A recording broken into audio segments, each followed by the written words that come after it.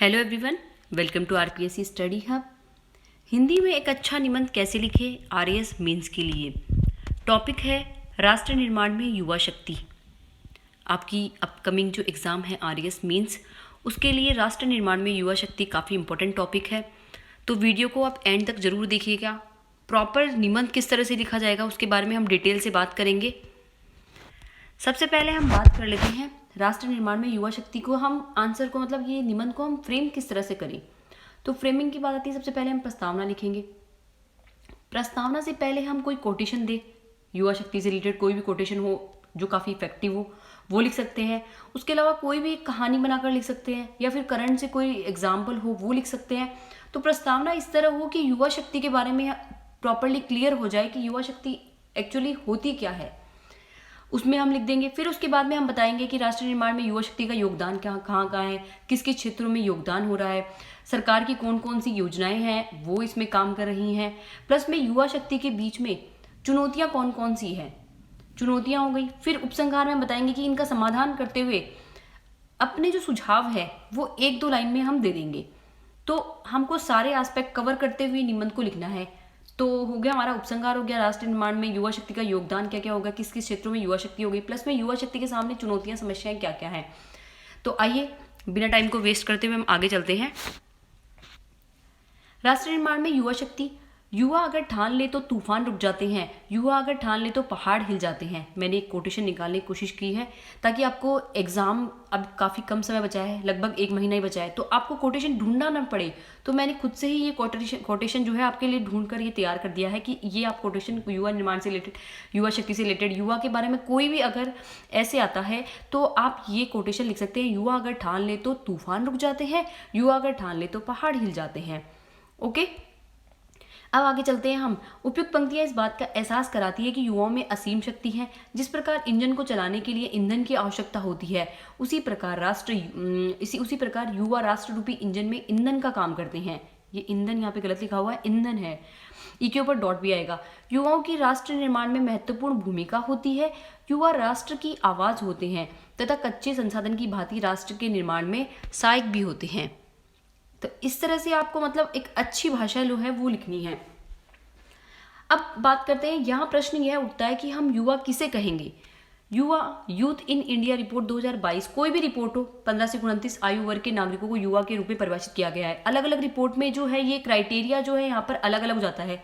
किसी में 15 से 35 में बताया गया है, 45 में बताया गया है, 15 से 29। लेकिन आप जो भी रिपोर्ट बता रहे हैं उसके बारे में यहाँ नाम जरूर लिखे कि यूथ इंडिया रिपोर्ट हो गई या फिर कोई और रिपोर्ट हो गई, तो उसके बारे में मेंशन करते जाइए और उसके अकॉर्डिंग, क्योंकि आजकल गूगल का फैसिलिटी सब जगह होती है, तो एग्जामिनर जब चेक करता है तो गूगल करके देख लेता है हाँ बंदा सही है या नहीं है, उससे एज क्राइटेरिया सही लिखा नहीं है, या तो उसको नॉलेज होता है, नॉलेज नहीं होता तो वो गूगल करके देख लेता है। तो युवा के रूप में परिभाषित किया गया है, परंतु स्वामी विवेकानंद के अर्थों में समझे तो युवा आयु नहीं, बचपना नहीं, युवता तो मनोवृत्ति है, अर्थात हर एक व्यक्ति जिसका मन ऊर्जावान है।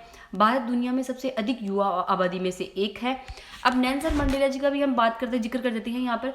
आज का युवा कल का नेता है, हर एक पहलू में सार्थक सिद्ध होती है। युवा हर क्षेत्र में विकास का इंजन है। युवावस्था ऐसा मंच है जिसमें इंसान नई ऊर्जा, सीखने की क्षमता, प्रदर्शन की शक्ति से लबालब भरा हुआ होता है। अगर युवा ठान ले तो वह परिवर्तन निश्चित कर सकता है। ऐतिहासिक काल से ही उदाहरण की भरमार है, ऐसे युवा जिन्होंने हर क्षेत्र में देश निर्माण में योगदान दिया। गौतम बुद्ध, स्वामी विवेकानंद इत्यादि ने युवावस्था में धर्म सुधार आंदोलन चलाए। बात चाहे स्वतंत्रता दिलाने की हो या तकनीकी विकास की हो, चाहे राजनीति की हो, आर्थिक समृद्धि की हो, युवाओं को सफलता दिलाने के लिए पत्थर सी मांसपेशियों या लोहे सी बुजदंड को तपाना पड़ता है, तब जाके सफलताओं के परचम लहराए जाते हैं। इस प्रकार युवाओं ने राष्ट्र निर्माण में बहुआयामी सहयोग दिया है। परंतु चिंता का विषय यह पनपता है कि आज के आधुनिक तकनीकी वाले जमाने में बहुत सी समस्याओं के युवाओं को घिरा है। अब इस तरह से आपने बता दिया ना कि युवाओं ने जो है किस तरह से अपना योगदान दिया है। तो अब यहाँ पर कुछ टॉपिक जो है वो मतलब सिलेबस काफ़ी, मतलब टॉपिक काफ़ी लंबा हो जाता है, इसलिए युवाओं की जो है क्षेत्रों में भागीदारी, जैसे कौन कौन से क्षेत्र हो गए। युवा आज क्या है कि अंतरिक्ष में भी भागीदारी कर रहे हैं, इसके अलावा उद्यमिता में भागीदारी कर रहे हैं, खेल क्षेत्र में देख लो आप, चाहे आप आर्थिक रूप से देख ले, सामाजिक रूप से, हर क्षेत्र में युवाओं का योगदान जो है लगातार बढ़ रहा है। इसके अलावा अगर विदेशों में भी हम देखें तो युवाओं का योगदान हमें देखने को मिलता है। नेक्स्ट हम बात करते हैं, अब बात करेंगे युवाओं की समस्याएं, चुनौतियां क्या क्या हैं। गलत यौन गतिविधियों में लिप्त हो जाते हैं, लूटपाट में लिप्त हो जाते हैं, क्योंकि ये बेरोजगार होते हैं, तो बेरोजगारी होती है। तो बेरोजगार के चक्कर में क्या होता है कि वो कुछ ना कुछ गलत गतिविधियां करने लग जाते हैं। नशे की लत सबसे बड़ी उनको हो चुकी है। अधिक इंटरनेट का प्रयोग, अब क्या है, इंटरनेट में क्रांति आ चुकी है। इंटरनेट की स्पीड, डेटा इतना सस्ता हो गया है कि पूरे घंटे लोग है ना रील चलाते रहते हैं या फिर फीड देखते रहते हैं। तो ये इंटरनेट का प्रयोग जो है वो युवाओं को आलसी बना रहा है। नशा हो गया, गरीबी हो गया, बेरोजगारी में भी अगर हम बात करें तो शिक्षित बेरोजगारी बहुत ज़्यादा व्याप्त है कि आज का युवा शिक्षित तो है लेकिन शिक्षित होते हुए बेरोजगार है। आप सभी को पता है अगर एक चपरासी की नौकरी निकलती है तो कितने युवाओं जो है वो इसके लिए अप्लाई करते हैं। तो ये एक हमारे सामने साक्षात उदाहरण है शिक्षित बेरोजगारी का, जो युवाओं के शारीरिक व मानसिक स्वास्थ्य को नुकसान पहुंचा रही है, उनको अपराध की दुनिया की ओर अग्रसर करती है। हालांकि ऐसा नहीं है कि इस दिशा में प्रशासन या सरकारों ने प्रयास नहीं किया हो। उनके सशक्तिकरण के लिए कई प्रोग्राम व योजनाएं भी चलाई जा रही है। युवा सशक्तिकरण से तात्पर्य युवाओं को खुद के जीवन के लिए निर्णय लेने की शक्ति, भविष्य को उकेरने की सामर्थ्य विकसित करने के लिए उन्हें उपयोगी संसाधन और उपकरण अवसर प्रदान करना, जिससे युवाओं में आत्मविश्वास बढ़ेगा और अपराधों में कमी आएगी। इसके अलावा गवर्नमेंट जो है जो युवा उद्यमिता प्रोत्साहन योजना चला रही है और युवाओं के लिए बहुत सारे जो खेल होते हैं जैसे ओलंपिक गेम्स होते हैं, उसी तरह जो युवा ग्रामीण प्लस में राष्ट्रीय शहरी, ये सारे जो है युवाओं के लिए गेम्स चलाती है और युवाओं के लिए ओलंपियाड भी आयोजित किया जाता है। युवाओं को कला, संस्कृति, साहित्य सभी में योगदान प्रदान करने के लिए विभिन्न प्रकार की स्कीम चलाई जा रही है। और एक संसद में जो है युवाओं से रिलेटेड सम्मेलन भी हुआ था, उसके बारे में भी आप जिक्र करना यहाँ पर ना भूलें।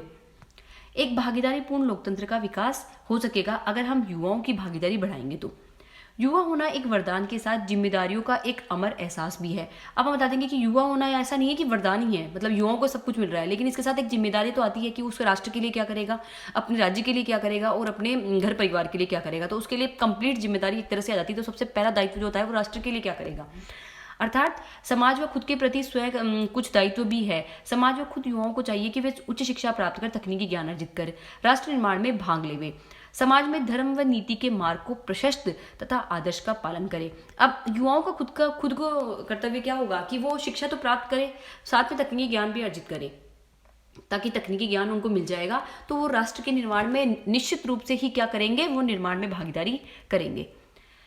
युवाओं के खुद के प्रति भी कुछ दायित्व होते हैं। खुद के प्रति दायित्व हो गए, उन्हें नैतिक मूल्यों का पालन करते हुए जीवन में आगे आने वाली बाधाओं का डटकर सामना करना चाहिए।